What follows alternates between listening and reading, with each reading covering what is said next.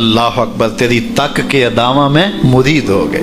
اس بوڑھی عورت کا قصہ بھی آپ نہیں بھول سکتے، جو گھر کا سامان باندھ کے اپنے دروازے پہ بیٹھی ہوئی تھی، اور اس نے سنا تھا مکے میں ایک جادوگر آیا ہے جسے ملتا ہے اس کا دین چھین لیتا ہے، کہیں ایسا نہ ہو کہ کہیں اس سے ملاقات ہو جائے اور وہ دین ہی میرا چھین لے، مجھے شہر چھوڑ دینا چاہیے۔ گھر کے تھڑے کے اوپر سامان باندھ کے بیٹھی ہے، حضور بھی گزرے، اس نے دیکھا تو کہا بھتیجے یہ سامان میرے سر پہ رکھ دے۔ حضور نے سامان اٹھایا، دیکھا تو بوجھل تھا، وزنی تھا، اور بڑھیا کو دیکھا تو کمزور تھی، تو کہا کہ بڑھیا اگر چاہو تو جہاں چاہتی ہو میں خود نہ چھوڑا۔ اس نے کہا اس سے بڑی مہربانی کیا ہوگی؟ حضور نے سامان اٹھایا ہوا ہے اور بڑھیا سے باتیں بھی کرتے جا رہے ہیں۔ تو بڑھیا کو کہا کیوں جا رہی ہے؟ اس نے کہا کہ سنا ہے یہاں ایک جادوگر ہے جو لوگوں کا دھرم لوٹ لیتا ہے، لوگوں کا دین لوٹ لیتا ہے۔ میں نے ساری زندگی بتوں سے وفا کی ہے، میرے آباء و اجداد نے بتوں سے وفا کی ہے، میں چاہتی ہوں دین اجداد ہاتھ سے چھوٹ نہ جائیں، آخر اس شہر میں رہتی ہوں کہیں مل نہ جائے۔ خیر حضور نے کچھ نہیں کہا، اس کا سامان نہیں پھینک دیا کہ ٹھیک ہے تم پھر جاؤ۔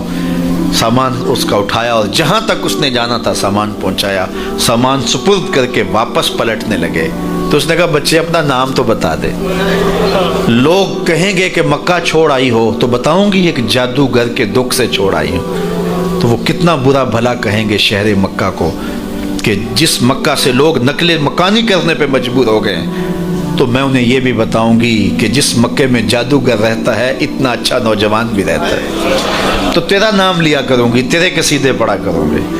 تو حضور علیہ السلام مسکرا پڑے، کہا بڑھیا جس جادوگر سے بھاگ کے آئی ہے وہ تیرے سامنے کھڑا۔ اس نے کہا سچ سے آپ ہی محمد ہیں؟ حضور نے فرمایا نام میرا یہی ہے۔ تو اس نے کہا پھر آپ کا جادو میرے پہ چل گیا ہے۔ اللہ اکبر، تیری تک کے ادامہ میں مرید ہو گئے، لوگوں کی خدمت کریں، بوڑھوں کے کام آئیں، دکھیوں کے کام آئیں، مصیبت زدہ کے کام آئیں۔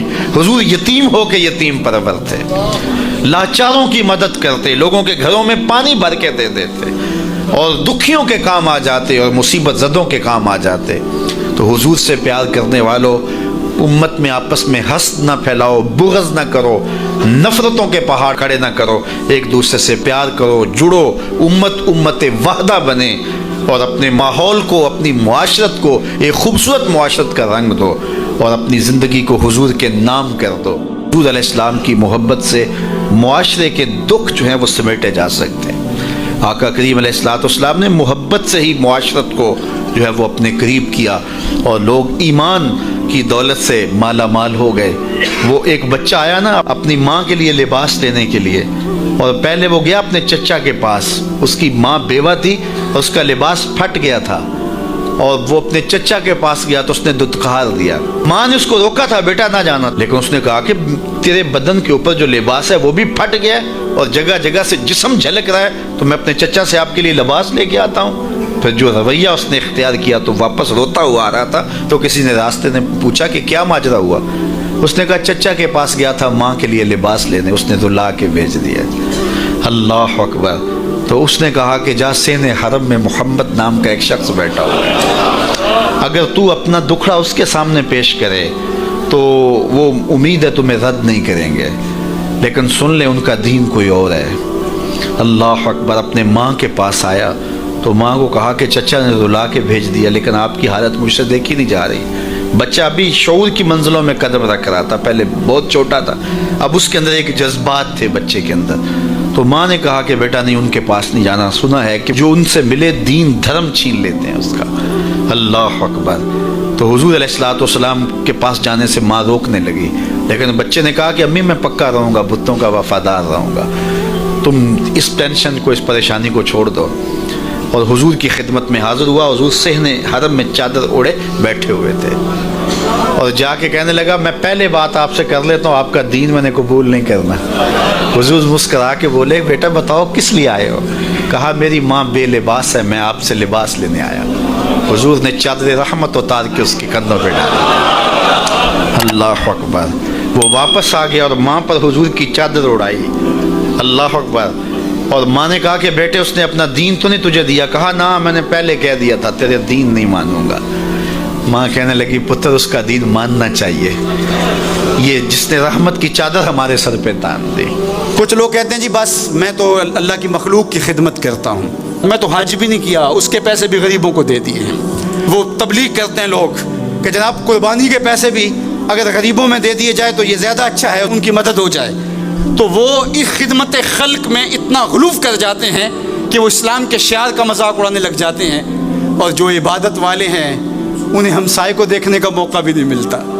اور آپ جانتے ہیں کہ جب ایک بستی کو برباد کرنے کا حکم دیا گیا تو کہا کہ یہاں تو ایک شخص رہتا ہے جس کا سر سجدے سے اٹھتا ہی نہیں. کہا میرے بندوں کے اوپر قیامتیں ٹوٹیں اور ان کے اوپر ظلم اور جبر کے پہرے ہوں اور اس کے ماتھے پہ شکن نہیں آتا, اس کے سمیت ہی بستی کو لٹ کے رکھ دو.